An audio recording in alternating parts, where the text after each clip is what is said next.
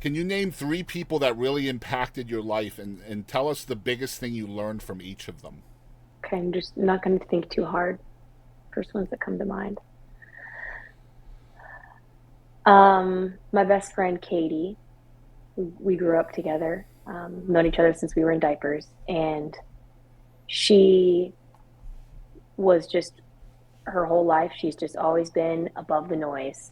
Somehow, she's just been outside and above, and wise beyond her years. So kind. She's an actual angel, and intelligent. She's also inspired me with writing and music. She's a songwriter and a musician. I would look at her and be like, oh, I want to be like you when I grow up. And I'm older than her.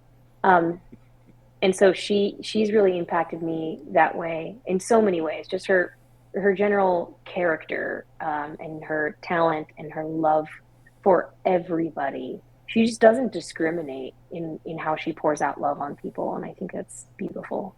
So that's number one. Number two would be, I'll say my dad. His work ethic is unmatched. And if I didn't have a dad like him, I don't know if I ever would have found my footing and learned how to work hard and provide for myself. Um, Sometimes he's a little hard on himself, as like, because he's just like, Yeah. oh, I'm being lazy. I'm like, no, you're not.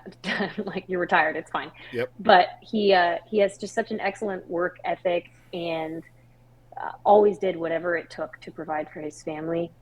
So I just admire that about him. And it reminds me on my lazy days and on my sleepy days that, if my dad could get up at 4 in the morning to go drive an hour and a half to provide for his family, then I can get my butt out of bed and send some emails, Right. you know.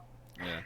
Um, and then number three would be impactful person.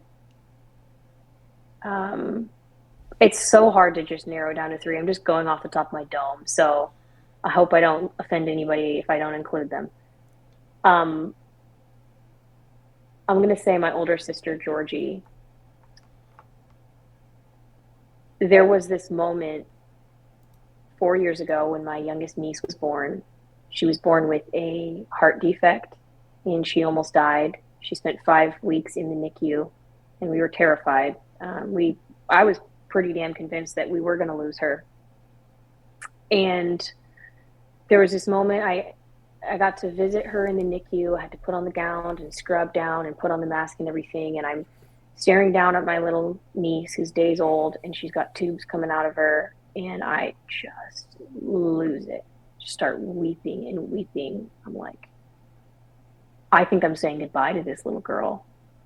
And my sister's standing next to me, her mother, and she lays her head on my shoulder and she puts her arm around me and she goes, it's going to be okay. And I go, what? And I wipe the snot from under my nose. I go, what are you talking about? This is your child. Why are you losing your mind right now? Why are you consoling me? And she just said, I just know that God has a plan for this. And oh, it infuriated me. I was like, how dare you? That's so insensitive. Like, how could you say that at a time like this? God, who? This girl is dying right in front of us. And I didn't believe in God at that time. I walked away from him and I felt just angry and bitter about the whole thing. But I went away and I journaled about that moment because I felt like it was important to remember. And in the years following, that was the moment that I kept going back to. Why does Georgie have that peace?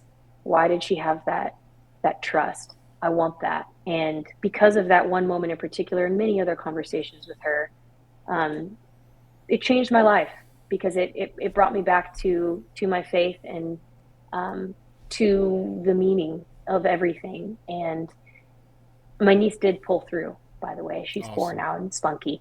But so I'd say, yeah, my sister Georgie, and just by the way she lived her life, she didn't lecture me, she didn't preach at me, she just had something that I wanted, that peace and that joy, and so that's been a huge impact on me. And